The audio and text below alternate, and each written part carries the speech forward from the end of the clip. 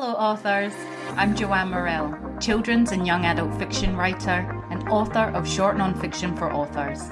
Thanks for joining me for the Hybrid Author podcast, sharing interviews from industry professionals to help you forge a career as a hybrid author, both independently and traditionally publishing your books. You can get the show notes for each episode and sign up for your free author pass over at the Hybrid Author website to discover your writing process, get tips on how to publish productively, and get comfortable promoting your books at www.hybridauthor.com.au. Let's crack on with the episode.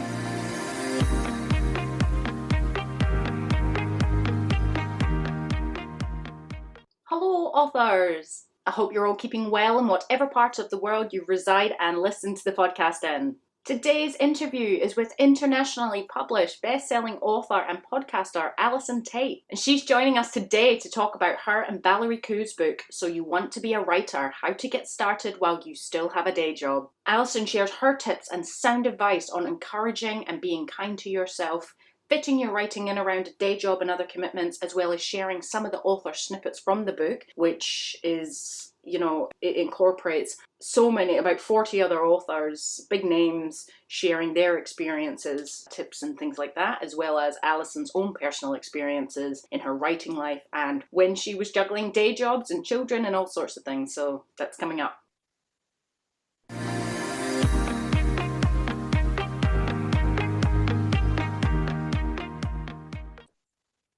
So in my author adventure this week, I'm still taking some time from writing. However, the idea for the horror script I wanted to enter into a competition I think it's the end of October, is starting to circulate in my mind. I had this idea, if you've listened to the last few episodes, I've had this idea a while back, so there is bits and pieces of the idea already there. I've got a setting, I've got some characters, which I'm starting to think about, and really just need to start putting story to them and how that's all going to work. The other thing that I've been doing this week is just taking some lovely calls from some web designers. I'm very excited with how that's all going and the things that they can do. Yeah, it's all great. So looking forward to getting that running. There's also some events, lots of festivals and events happening where I live in the literary world this week. So I'll be hopefully attending, I am attending some of those. So I will share more on that next week.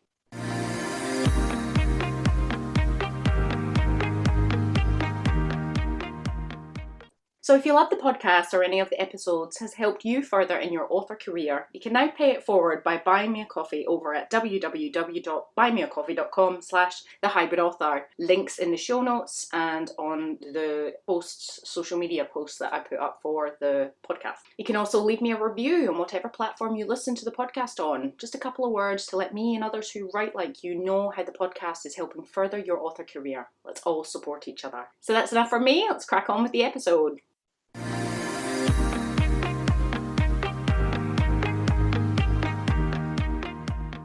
Allison Tait, A.L. Tait, is the internationally published best-selling author of middle-grade adventure series The Mapmaker Chronicles and the Ataban Cipher novels, as well as the Maven and Reeve mysteries.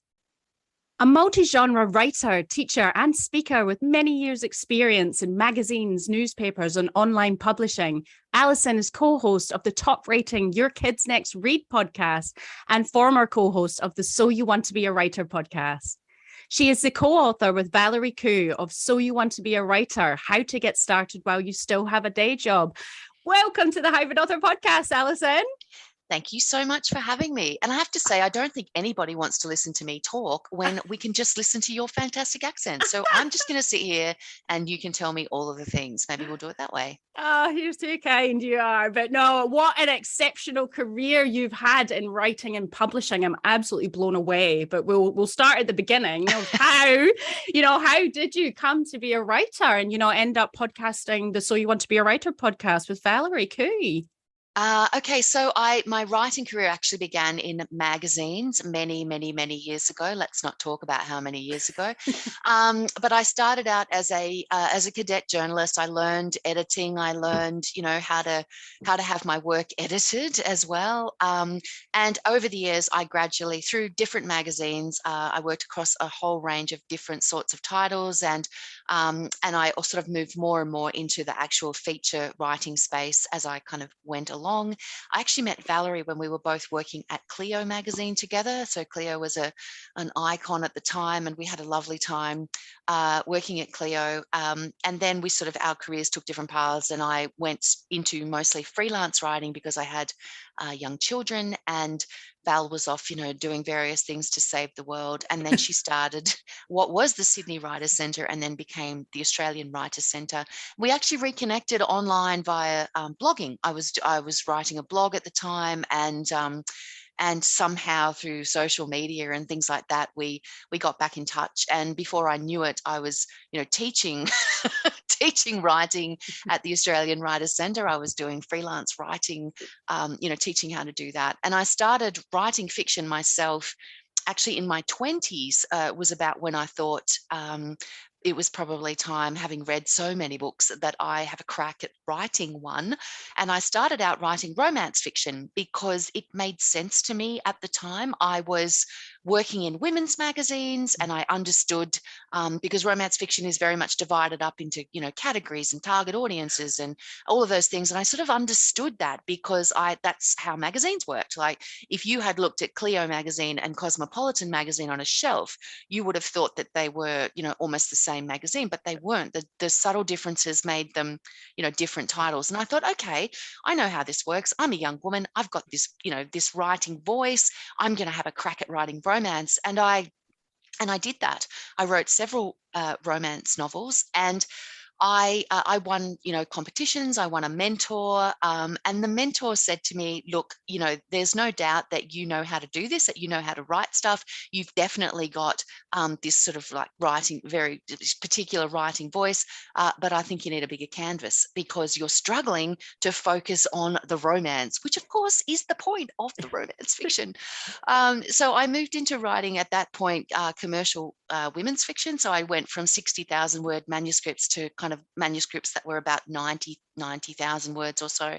And I was happily sort of, working in that space. And in fact, the third manuscript that I had written in that area got picked up for publication by a big publishing house. Happy days. I was cheering, told my friends, cried, all of that sort of stuff. And then for various reasons, which had to do with, personnel moving on in the publishing house and, different things. I mean, if you lose your publisher, you lose your champion within a publishing house.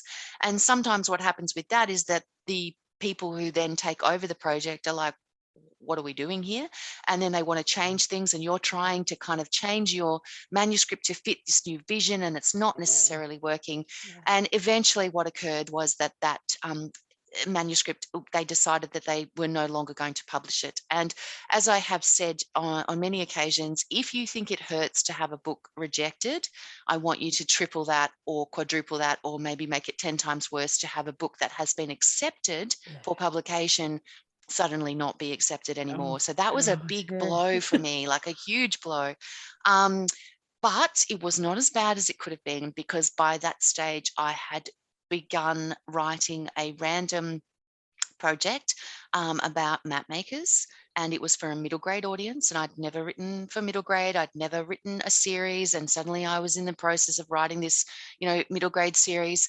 And that first book in the Mapmaker Chronicles, what became the Mapmaker Chronicles series, had been accepted for publication at about the same time as the other book was unaccepted for publication. So one of the things that I always say to writers is that it doesn't matter, like even if you've had your book accepted, you have to keep working on other projects. Like every time you write something and you think it's the best thing you've ever written and you're sending it out for submission, you need to start something else, because there's a couple of reasons for it. Not everyone's going to have the experience I had. Like, honestly, I wouldn't wish that on anyone.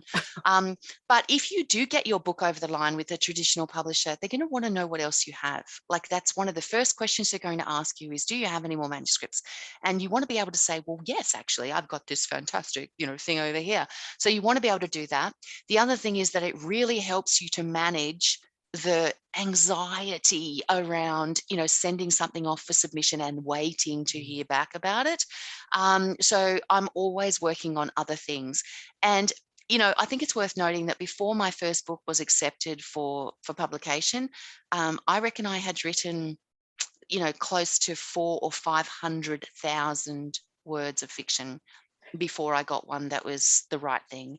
So I still have 3 commercial women's fiction novels sitting in a drawer, and maybe one day I'll go back to those, and maybe I will indie publish them. I don't know. Like they never go anywhere. They're always there, and you never know what you might need. So that's kind of where I started with the writing, and everything else has just been a step-by-step increment on top of that. So I think my whole career has just been about, okay, I'm doing this, now I'm going to try that. And I'm doing this, and now I'm going to try that. And I'm doing this, and now I'm going to try that. And I think that's kind of not a bad approach. The stepped approach, it works well. It's not trying to do everything at once, in one hit, which I think would be entirely overwhelming.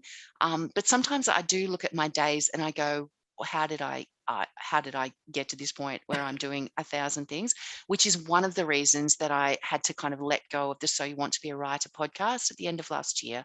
It was just like, okay, I've done this for 7 years now. I'm going to make some space for something else. So anyway, did I answer the question? I'm so good at just rabbiting on. Honestly. No, it was, how you came into the writing world. So it sounds like you exploded in there, and wow, it was kind of like a slow boil explosion, shall we say that? The stepped approach layered, but yeah. Well, I can't imagine. And also not just your career, but being a mother and all sorts of stuff, all contributes to, how much you have on your plate as well. But the So You Want to Be a Writer podcast, I guess, it probably kicked off back when podcasts were quite new, would you say? Because it's accumulated so many episodes to date. But it's not just a podcast. It's obviously a book brand, which you touched on in the bio, and we'll focus on today that So You Want to Be a Writer, how to get started while you still have a day job. Can you tell us a bit about why you and Val put the book together? How did it come into fruition, and what's been its publishing adventure so far? How's it going with it? Well, it's been an interesting thing. It was one of those things, I think it's like anything. It's a little bit like, I started writing romance because I thought, I know how this, this market works and all that kind of stuff.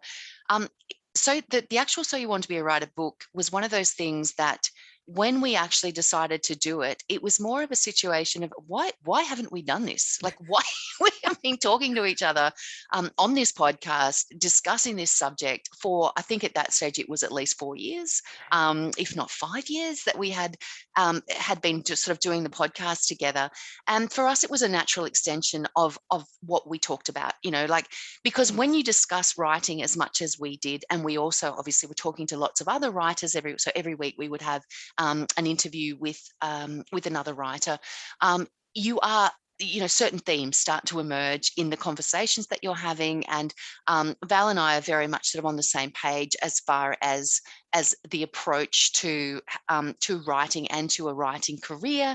And so it was more a sense of, we have got all of this stuff. We already have all of these things in place. We know what we want to say. We need to put this in a book form and actually say it. And that's literally how it happened. And the actual writing of the book did not take long at all, because it was already written in our heads. And of course, there's a section at the back where we have tips from a whole bunch of other authors that we have. Like there's 400. I don't know, there's so many tips. I don't even remember how many there are now. But that was just a case of going through, we'd already done the interviews, we'd done the research for those. And it was a matter of working through those transcripts and figuring out, the most useful bits of information. And also things where, because every episode, every time you do an interview with an author, there are certain things that they are going to say. Like every writer is going to say certain things, and you sort of, you get all that out the way. And then when you get into the nitty-gritty of the really personal adventures, that's when you get the tip that is different. That's when you get the bit of advice that you haven't heard before. And sometimes it might be about a subject that's not, that's kind of adjacent to writing, not necessarily, the actual writing, craft stuff. So it was a matter of like, we've got so much brilliant material here and so much amazing advice that's been shared on the podcast. Let's put it in a different form, and we're going to put that out there so people can read it, because we don't all take in information in the same way. I know that I'm someone, I would much prefer, if I really wanted to get hold of an idea, I want to read the text. I want to be able to take it in at my own time. I want to be able to highlight the bits that are interesting to me. And so, for me, it was like, for me, it was a no-brainer that we needed a written form of all of that talking that we'd been doing. Yeah. And it was absolutely incredible advice. And I just wish that I had that book around when I first started out, because as a mom, I started, taking writing seriously when I had become a new mom and started a uni degree. And because I had found my passion at the same time I became a parent, I really, really struggled to do it all. And I felt, so much guilt. So when I read the book, and only just recently, and my kids are quite grown now, and I feel like I've got some sort of balance happening, but so much of it spoke to me, and I was just like, oh man, I wish I had that book when I first started out. But it's still now for people who are in that boat of having a day job, having a family, trying Absolutely. to write. Which It's is absolutely great. exactly where I was when I first started writing fiction. I was, in the day job. When I first started, I kind of really sort of probably got hold of writing fiction whilst I still was working. And at that stage, I was single, and I would have the time to go home and start writing my romance novels and things like that. But by the time I got to sort of like those big long manuscripts that I was talking about, or writing for children, I had my own kids. And I think a lot of people, particularly women, will come to that crossroad of, there's something about having children that makes us think about what we have been doing and what we really want to be doing. And I think that, so it can be an absolute sort of, crossroads for people, but it's also an incredibly difficult time to be trying to kind of work on a passion project, particularly something like writing, which requires you to sit by yourself. And anyone who's got young children knows that finding that sort of time to kind of sit by yourself and do that is very, very difficult. So I think that my background as a journalist, and the fact that I was working I had a young baby, I was working as a freelance writer. So when he was asleep, because everyone's like, oh, you just write when they're sleeping. But we all know that could be 45 minutes in the middle of the day. And so in that 45 minutes, I would be attempting to do interviews, to write stories, to do, to actually make the living, because of course paid work always comes first. So whether it's your day job that you have to go out to, whether it's your freelance work at home, it always has to come first, because you've got to pay the bills. Like, we all have to pay the bills. So I had this dream of like writing these novels, and I was still and I was like, by hook or by crook, I was going to do it. And so I started, because I was used to deadlines, because I was used to word counts, and because I was used to fitting things in. Because when you're working on a magazine and you're having to do, you've got to get your words written, but you've also got to do X, Y, Z. There's going to be 15 meetings a day. You've got all this stuff that's got to be done. You get very good at writing very hard and very fast. So it's 1,000 words in an hour, or more. So that's the kind of writing I was quite used to. Fiction took me a while to get my head around how I was going to make that work. But I made time for it. And I think that that's the only way to do it. You have to make time. So the best time for me, because I'm a night owl, was the middle of the night. I would put, my husband to bed, because he was a builder. He was getting up at the crack of dawn. So great. He would be going to bed at 9:30. See you later. And then I would make sure I got in whatever feeds had to be done, get my kid to bed, and then I would sit down for an hour. And it takes, people talk about the muse and they talk about creativity and they waft around about writing. But what it actually takes to get a book written, particularly under those circumstances, if you are a parent and you have young children, is routine and discipline. You have to be able to make yourself do it. You've got to be able to sit down at the computer. But you also have to learn to make the most of your thinking time. So, I found newborn babies, I'm sorry, like, this probably makes me the worst mother in the world. Oh, I doubt that. Boring. So boring, right? Newborns are so boring. They just sort of lie there and kick their little feet around, and they're like cute as whatever, but there's not a lot of conversation going on there. There's not a lot of stimulation going on there. So I found that gave me a lot of time to kind of get away in my head, and I could sort of be thinking about other things. My boys, who are now 18 and 15, will tell you that I have never got out of that habit, that I can be present with them, wherever we are doing whatever we're doing, and, working through some kind of problem in my manuscript in my head. So it is a habit that you get into. I got very good at the sort of the daydreaming aspect of writing whilst I was doing things I had to do, whilst I was weeding, whilst I was, washing clothes. Folding clothes is really, really good for story writing because it's so, mechanical. So I think it's about working out how you can make the time to do this thing that you really want to do. And if you incorporate the thinking time, because it is the writing time as well, you can incorporate that. It just means that when you do show up to your computer or your notebook or whatever it is that you do, however you write your stories, it just means that you're ready to go. You know what the next bit is going to be, and you can actually just sit down and go, right, there's my 1,000 words for the day.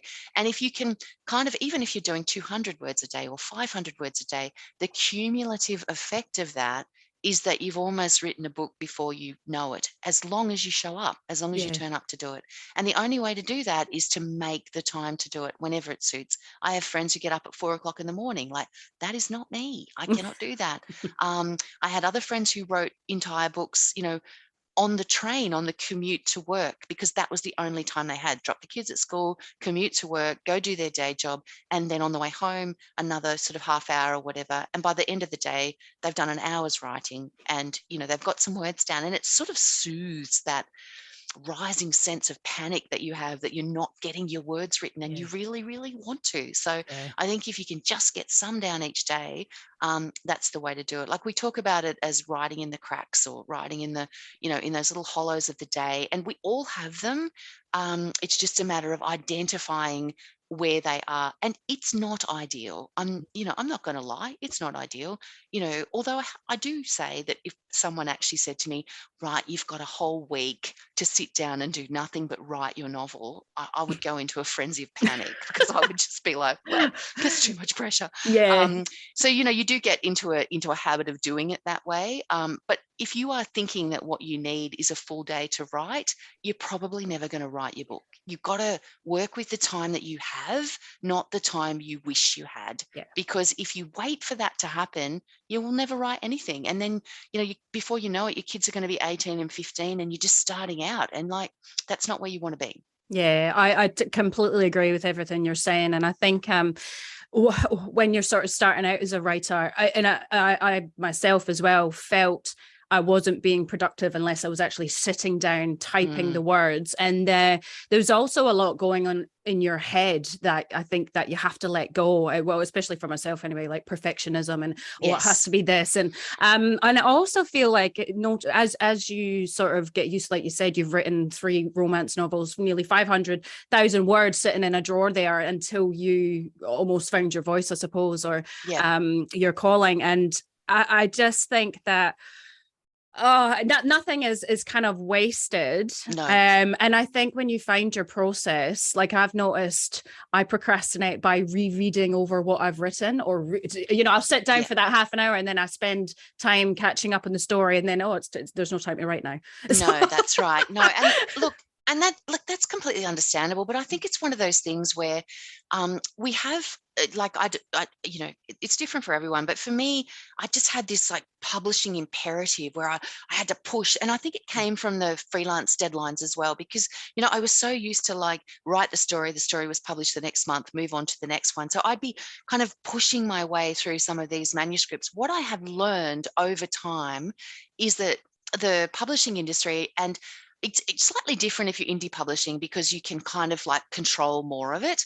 But if you are traditionally published, the publishing industry is all about hurry up and wait, because everything moves at glacial pace. I found it so frustrating. I always say that one of the things, if I was going to go back and give my baby writer self some advice, it would be to learn patience. I'm really in the wrong industry. This is not my sweet spot at all. This business of waiting for people to come back to me and waiting for all of that sort of thing. But I've also learned, I think, over time, that no word that you write is wasted. It's all about learning something different. And every time you try some new thing, you're going to have to work your way into it. I do wish that I was someone who had learned to plan more when it came to writing my novels.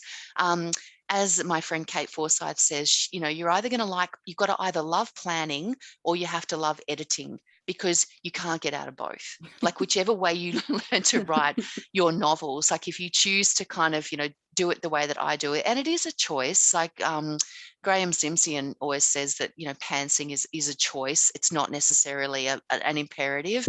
But for me, I don't know.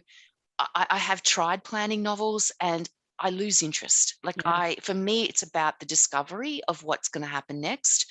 And I think that that's really important. But I have also had to learn from that what I need to do is push forward with the draft. I can't keep going back and polishing the first chapter until it's perfect, because chances are by the time I get to the end of the story, that first chapter is not going to be in the book at all. And that is something that I have learned. I almost invariably start my novels in the wrong place. So for me, it's about learning that writing the story forward and then figuring it out as I go along, knowing it's not going to be perfect. First draft is never going to be perfect, and making notes about what I might need to change in the second draft. That's my process. Other people work differently, but I think you have to figure out what your process is, what works for you, and then you basically have to go forward with that. But I do think this notion of perfectionism, particularly with a first draft, needs to be thrown out the window, or you will never finish. You will never, ever get a book finished.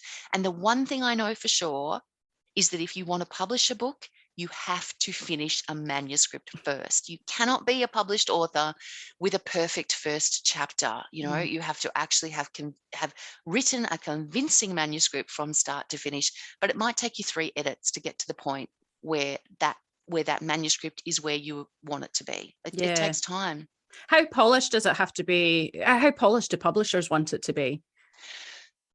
Publishers want to be able to see, like it's very, very different with every publisher that you're going to send it to. But my suggestion is always that you send to your publisher or a publisher that you're submitting to the best possible version of that story that you can do at this time. Like it has to be your best work for this story. And then what's going to happen probably is that publisher is going to come back to you and say, I really like this, but I think we're going to need to do X, Y, and Z to it. And at that point, you have to be open to feedback. You have to look at what you're willing to change within this story and what you're not. And I think, but it has to be, there's no point in sending something that you know has problems, and you do know deep in your heart, gut feeling. If you think that there's a problem with it and you're hoping that publisher's not going to notice it, then you're in the wrong business, because they are. If there's one thing they're really good at, it's pinpointing the structural issues with your manuscript. So they want it to be as good as you can possibly make it. And that's going to look different for all of us. What they're going to probably buy the story on is your voice. They're going to buy it on the structure of the story. They're going to buy it on the character. They're going to be willing to work with you to make it even better. But they want you to submit the best possible version that you can do at the time. No, that's fantastic. And just on everything you've said as well, I think it's important, like even if you do find you have a process, I guess nothing is set in stone, whether you want to try the planning or writing at a different time, a different routine. Like you said, I used to write when the baby was asleep, and then sometimes when we did get up early, but I'm more like yourself, a night owl, and it used to just changes all the time with what is going on in your life, for sure. And you make it work around whatever's happening. Like I used to do a fair bit of writing whilst my youngest son, was at soccer practice or footy practice or swimming practice or whatever, because, he was a very sort of sporty kid and I had to fit all that in. So I had kind of these long periods of sitting in a car waiting for him to do whatever he was doing. And I used to write then. I don't have to do that anymore, because he's not, he's a bit more sort of independent and I have more time in my day. So I fit the writing into my day in a different way now. And I think it's always open to change. If you set it in stone, I feel as though you're going, particularly if you are trying to manage a family and a day job as well, you're just going to run into trouble for yourself, and you're going to put so much pressure on yourself. Yeah. And the last thing I think that you need when you are trying to complete a manuscript is more pressure on you, Yeah. because there's already enough pressure in the process of actually writing. If you get to the end of a manuscript and you've managed to write 70,000 words in a row and they make some form of sense, then go you, as far as I'm concerned, because it's not easy, No. and everybody, like, think about the number of people that say, yeah, I'm totes going to write a book one day, and they never do. So if you do, then I reckon get yourself a gold star and wear it on your forehead. That's it. No, it's definitely, we can put a lot of pressure on ourselves, I think, as parents, and all overloaded almost. And one of the things, I guess, that comes up a lot from people doing so much is burnout and feeling exhausted and things. So what are some of your tips for people who have the day job, have the family, and then have that little bit of time at night to do the writing, but they just feel utterly exhausted? Is it just a case of get on with it, or try and do 5 minutes or whatever you can? Okay, so there's a couple of things that at play there. So I think that if you are in that situation and you are wanting to write your book, then there is definitely a lot to be said for starting. Because if you say to yourself, I'm just going to do 5 minutes, I'm just going to try and write 50 words, or I'm going to sit down and write a paragraph, like 200 words for me is a pretty good sort of a thing to aim for, because it's about 2 paragraphs. And if you just think, I'm just going to add 2 paragraphs to my story, and this is why having your story on a sort of a Google Doc or something where you can easily access it, on your iPad or on your laptop or on your anywhere that you can access it anywhere, that's a great thing, because it does mean that if you are sitting there and it's the end of the day and the house is quiet and you're on the couch and you think, I just can't possibly do this, you can pick up your iPad and you can be like, I'm going to do 200 words. And you know what? The thing with it is, once you get started, 10 minutes becomes 20 minutes, 10 minutes becomes half an hour. And before you know it, you've added, 500 words or 600 words or something. So there's that. So there's that aspect of it, which I think the just getting started thing is a really good way to actually sort of make sure that you're making a little bit of progress. The other thing I do say to people too is to be a little bit kind to yourself. Like, I am not a person who says you must write every single day if you are going to be a writer. It's writers do write. Like, you can't just think about it, and the thinking time is important, but unless you actually get the words on the page, you're not making progress with your manuscript.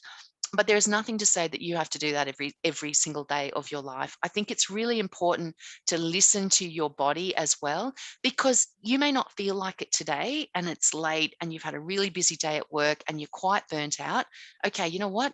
Don't do it today, because what that means is that when you do come back to it fresh tomorrow, you might write twice as much. Like, it's an ebbs and flows thing for me, and I think it's getting used to what your rhythm is.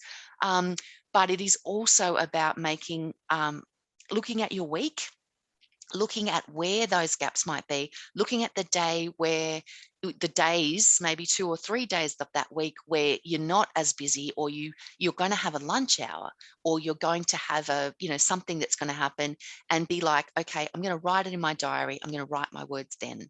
I'm going to do at least 100 words or 200 words then, because you will always feel better about things, about if you're making at least a little bit of progress. And I think it's also worth noting too, with fiction in particular, unless you have a contract, the only person who's putting a deadline on your book is you. And no one's waiting for it, not really, unless your mom is, but nobody's waiting for it. Like, your first book, in many ways, and you will hear authors talk about this all the time, about how much they wish they had enjoyed the process of that first book more. Because once you do get into a situation where, so I remember when I wrote the Mapmaker Chronicles, the first book in that, I wrote the first draft of that in 6 weeks. So it was about 50,000 words, and I wrote it in 6 weeks. And it was because I was so excited by just I enjoyed it so much. It was like the first children's fiction I'd ever written. The story was just so much fun. I was like, oh, I'm going to have a sea monster. I'm going to have a pirate. I'm going to do this and I'm going to do that. And it was a really, really joyous experience for me. And I really, really enjoyed it. But then the next two books of that series came out within a year. So the first one came out in October 2014, the second one in April 2015, and the third one in October 2015. So it was bought off the first book. And then it was like the pressure was on for me to get those other two books written. And that is a very different feeling to that joyous experience of just like, I'm going to have it. Yeah, I'm going to do this, because suddenly I had a story arc to manage and I had, all of these different things that had to happen. So enjoy the process of it. Enjoy the experience. Writing is all about the experience of the writing. You can't control anything else in your publishing journey and your writing journey except the experience of actually putting the words on the page and discovering the story and meeting your characters. And really that's what we're there for. That's what it's all about. Yeah. No, that's amazing, because obviously if you enjoy what you're doing, then others are going to read it and enjoy it too. And I think if we look at the process, or we look at writing and it's something exciting and it's fun, and then we're going to want to do it. And rather than, oh gosh, I'm exhausted after a day of working and family and kids, and I've got 500 words, it should be like, yes, I've got that 500 words, I can jump back into the manuscript and enjoy it. I absolutely agree. And every story is going to have moments where, like, when you're writing a story and you really get hold of it, you really feel like you're on a downhill run, like you're just like sliding down that ski slope and it's going so fast and it's amazing. And then you might turn up the following day and trying to write 200 words is like wading through concrete, because you've reached a bit in your story that's just you're not quite sure what's going to happen, or you haven't quite got hold of the characterization or of a new person or something like that. And I think it's worth really understanding that not every day is going to be a joyous thrill ride, that some days are wading through concrete. And if you feel like that and 200 or 400 words is all you can do that day, then just stop and then come back the next day. Go walk your dog, or, that's what I do. Go walk your dog. It's always a good thing. I've got a very skinny dog because I go walk my dog a lot. But yeah, it's about sort of understanding your process. When you're trying to get through your first manuscript though, it is really all about making sure that you keep going, even if it's hard, even if you didn't write last week at all, pick it up again and keep going, because you are aiming to complete it. You are aiming for the end. Yeah, no, that is absolutely incredible advice there, as well as, all the advice that is shared in the book is just fantastic. Are you able to share a couple of the tips from any of the writers in the book that, stand out? Gosh, There's so many. There are so many of them. And the thing about them too is that the tips cover a whole range of different things. So they cover everything from not reading your reviews. Leanne Moriarty is a great believer that authors should never read their own reviews, which I just find hilarious, because if I was Leanne Moriarty, I would be reading every single thing that was ever written about you. Because, as she said, there's going to be at least, she says, don't read your reviews. You probably will. And there will be at least one that hurts. And she's like, one way to make yourself feel better is to think of a brilliant book by an author you adore and then look up the 1-star reviews of that book, because you'll feel better. Because if people are writing 1-star reviews about some of the greatest books ever written, then, whatever, you can take that with yours. But yeah, there's just a whole range. They talk about building a writing career. Karen Viggers talks about learning to work with editors. And I've got to say that is a massive tip, because one thing that you want to be when you do get your book over the line is you want to be professional. Now, I get my editing notes, and I'm not going to lie, I throw them at the wall. So I've very much learned that when my notes come through, they sit on the dining table, still in the envelope. I know what they are. So they sit on the dining table, still in the envelope, for at least a couple of days while I work myself up to them. And then I open them up and I have a little read of them. And then I quickly put them back into the envelope and I walk away. I take it on board and I walk away. And then another day or so later, I will come back and I'll have a proper look. And then I will respond to my editors about them, because you always want them to be, Allison, this is perfect and we will not change a word. And they never are. And so you have to learn how to manage that. And it's not criticism. And I think that's something that new writers struggle to get hold of. The editor is not criticizing your work. The editor is letting you know where readers won't understand what's happening, or where readers are going to see holes in your plot, or where readers are going to think that your character is two-dimensional, and they are there to help you make it better. So learning to work with them, they have distance on your work, and they, look at what's working and what's not. You don't have to take everything on board. I had a conversation with an editor regarding the Ataban Cipher. There are 4 girl characters in that series, and she sort of said to me, look, I know we've got the Spice Girls here, but can we have Destiny's Child instead? Because I'm just wondering what this 4th one is all about. And I'm like, no, she's essential. We need her because she's actually quite pivotal to the plot in the 2nd book. And she said to me, well, then you need to put her on the page more. I need to see more of her and understand why she's there.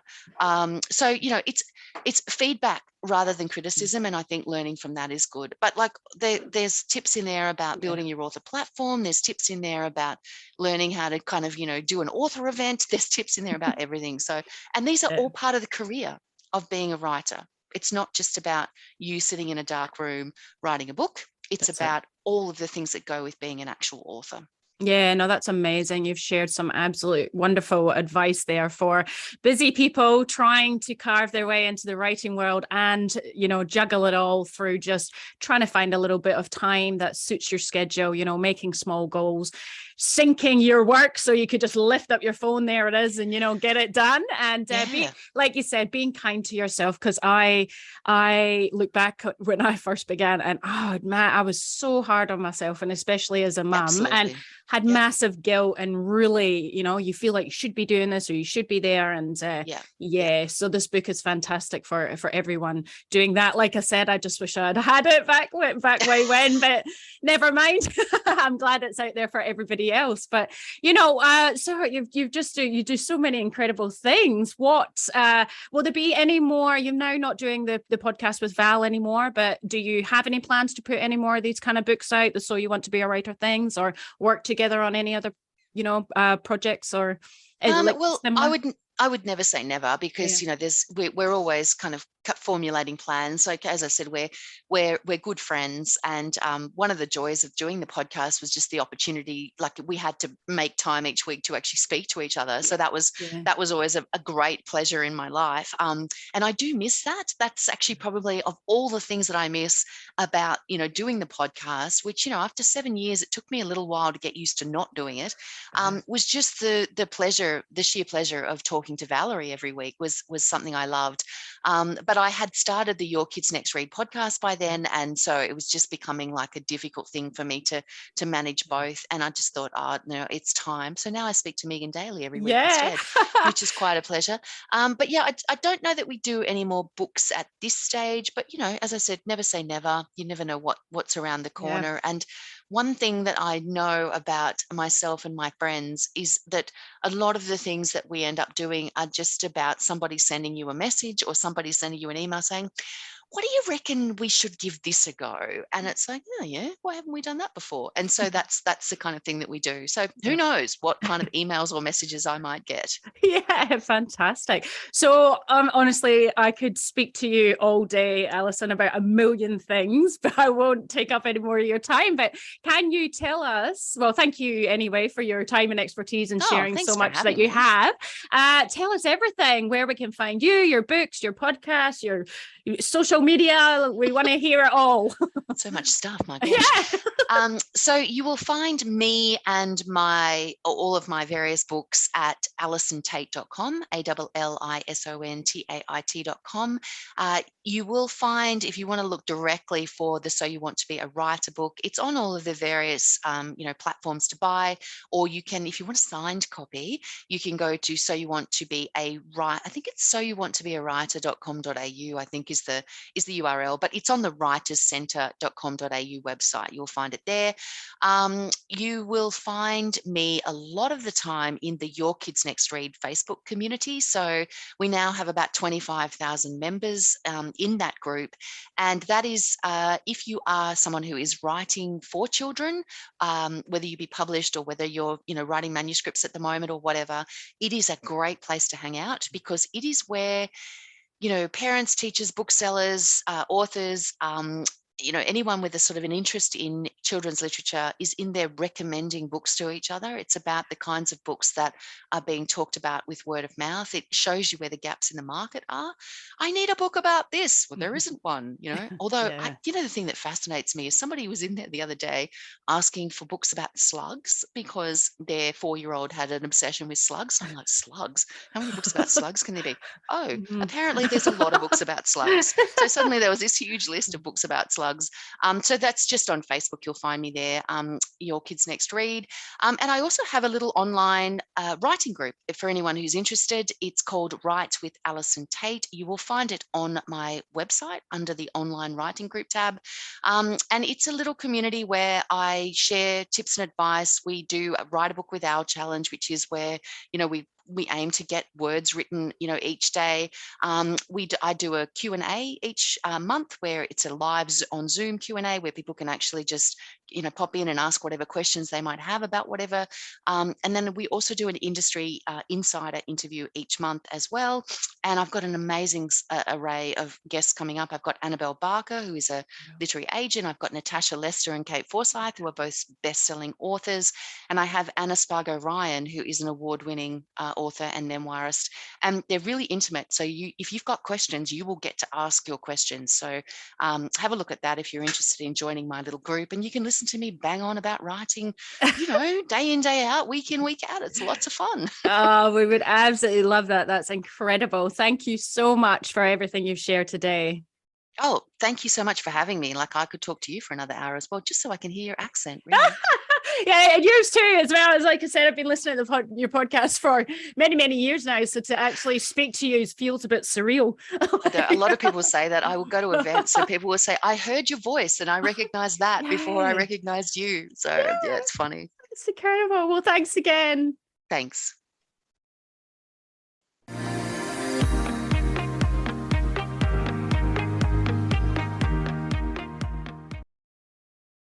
So there you have it, folks, the inspiring and uplifting information from the very animated Allison Tait. And I hope her wealth of expertise and knowledge and tips is going to help anyone out there who's struggling to fit in the time to write or find the energy around, busy day jobs, family, other commitments.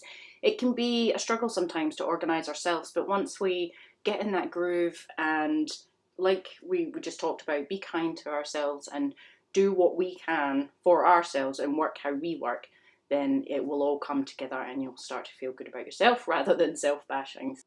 Next time on the Hybrid Author Podcast, we have illustrator Amy Colotti talking to us about how to hire an illustrator. She's going to share with us information on where authors can start to look to hire an illustrator for their picture books or other books, what we can expect as well. So that's coming up next week. I wish you well in your author adventure for the next week. That's it for me. It's bye for now. That's the end for now, authors. I hope you're further forward in your author adventure after listening, and I hope you'll listen next time. Remember to head on over to the Hybrid Author website at www.hybridauthor.com.au to get your free author pass. It's bye for now.